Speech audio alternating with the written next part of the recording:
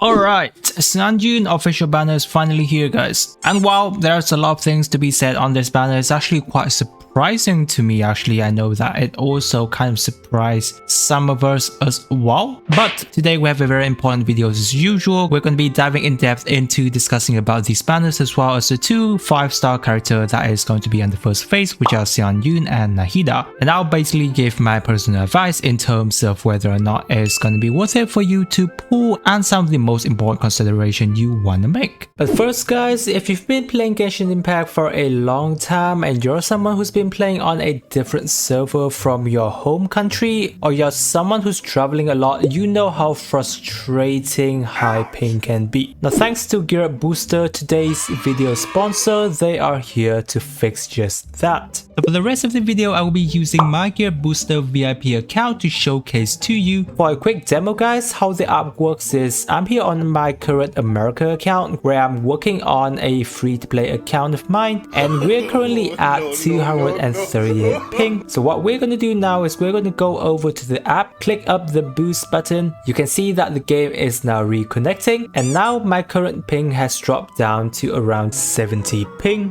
which is a huge improvement for me and a lot less laggy, making it easier for me to grind in a different account. For anyone who's playing Genshin on the phone, Gear Booster is there for you as well, and it works fantastically. So guys, if you want to try out Gear Booster for yourself and experience the benefit of having lower ping, be sure to check out my link in the description where you get a 10% discount, and if you're on mobile, you can also enjoy a 3 days free trial as well.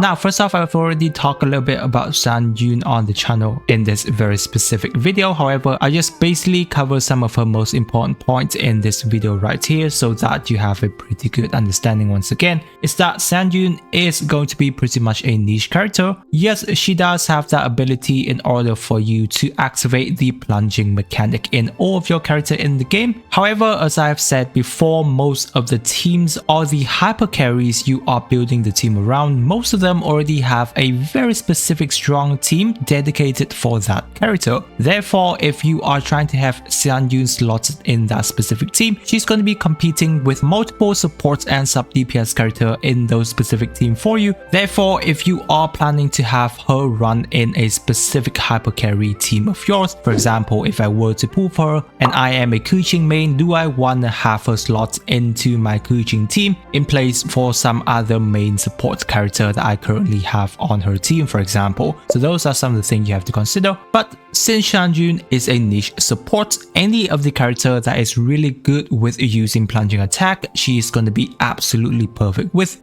You know, of course, that goes for Xiao, for example, other character with really high plunging multipliers, you know, like D-Look, who has the highest multiplier in the game. Hu Tao can potentially go off of that too because her plunging multiplier is technically higher than her charge attack. So Hu Tao gameplay mechanic might change once Xianyun arrives, but definitely we'll have to test it out. And some other character who we might be able to use Xianyun along, but I'll have to test her out specifically once Xianyun officially arrives. So yes, guys, you really have to consider this carefully. But in terms of my perspective, personally, guys, I do feel that Xianyun is going to be quite a worth it character to pull because while if you are somebody who considers the meta, we already have so many good character out there who's competing up at the top tier of the meta. However, in terms of fun gameplay wise, it's also something very important for us to consider because Genshin, again, it is a pretty easy game enough. You don't always have to go for, you know, the highest damage numbers out there. But if you are someone who's already at the end games and you're looking into more of a fun gameplay mechanic like me, I've already got most of the character in the game. Xianyun is pretty much gonna be a nice game changer because now we can open up more in terms of combo playstyle for our hyper carries. You can slot in your normal attack gameplay, for example, and then you can also do the jumping attack interweave with all that. Therefore, Xianyun pooling value is still going to be there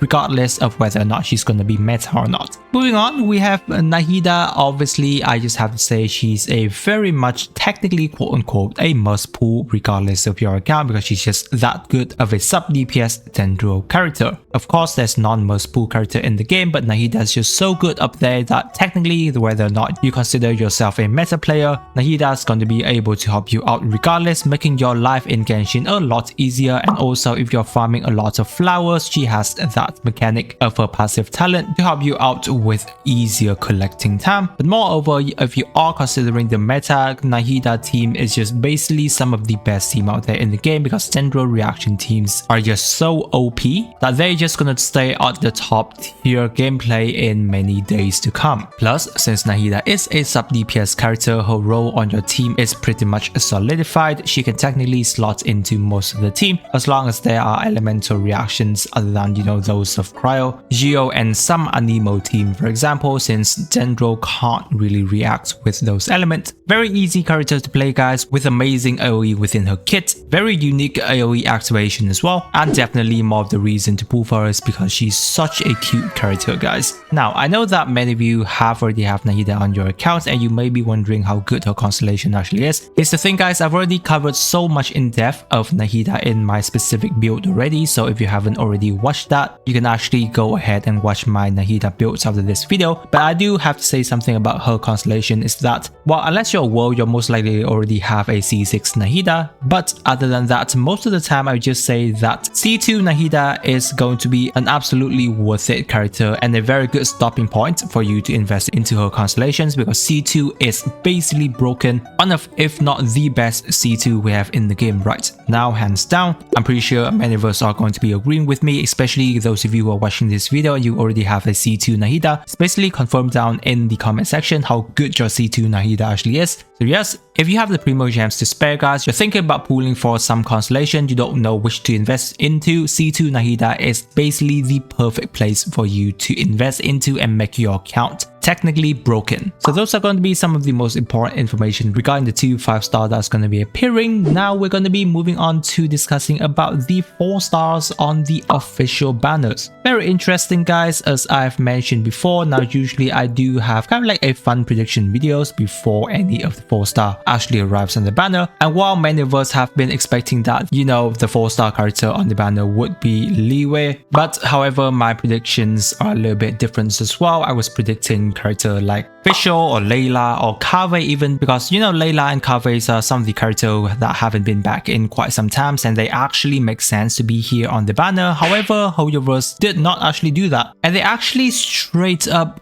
give a Farazan as well as a Noelle, which is so questionable, especially for Noelle. Now Noelle is the character, if you don't remember, she was here in patch 4.0. Noelle basically make no sense in terms of being here. I mean, wow, if you want, then she might be able to work on Garming's team as a shielder, but why would anyone want that, right? So it is a very questionable thing, and if you look closer into the 4-star of the banner themselves, this banner, guys, is either going to be a very good banner for you or a really crap banner. It can only be either one of the two. There's no middle ground for this banner, which is really interesting. Now the reason why I say this is either going to be a really good banner for you is because if you're focusing on into upgrading your Anemo hypercarry, especially for Xiao, then this is absolutely going to be the most insane banner you can possibly get, and it won't be coming back in quite some time. Because while for Farazan especially, many of us have been predicting that she only comes on Wanderer's banner, because that has been the case for the past some of her arrival on the banner. But since Xiao is going to be coming after this, I have also predicted that Farazan is most likely going to be safe on Xiao's banner. However, she does decide to go on a Xianyun banner. Therefore, yes, if you are already planned on improving your Xiao, then definitely you're going to be pulling for Xianyun anyway, as Xianyun is technically a must-have character on Xiao's team. And then there you go, you're going to be having Farazan constellation as well, which is absolutely valuable. Now you even have more of a reason to pull more on Xianyun banner and try to get a C6 Farazan apparently. As we have known, C6 Farazan is just too much of a valuable character for any of the Anemo hypercarry. Now as for Gaming, we have have discussed a little bit about him before. Technically, he's not going to be a must pull, guys. We kind of know that Gaming has one of the highest scalings for the 4-star character, and he does have potential behind him. However, he's not really going to be that competitive when we're going to be comparing him with some of the better 5-star character. So trying to fully invest into Gaming at this point in time is more or less going to be your preference in terms of playing for him. And I do not recommend you to try and go all the way for a C6 Gamings for meta-wise reason, because technically speaking, in order for you to get a C6 4-star, you're basically going to be having around at least a C2 5-star character of the banner. So while yeah, if you're trying to go for a C2 Nahida anyway, you might potentially going to get him at that point, but going for the banner solely with the aim of C6 Gaming is definitely not going to be recommended. So overall, as I've mentioned, if you're not going to be focusing on Xiao updated build for, you know, Xianyun and Farazan constellations, this banner is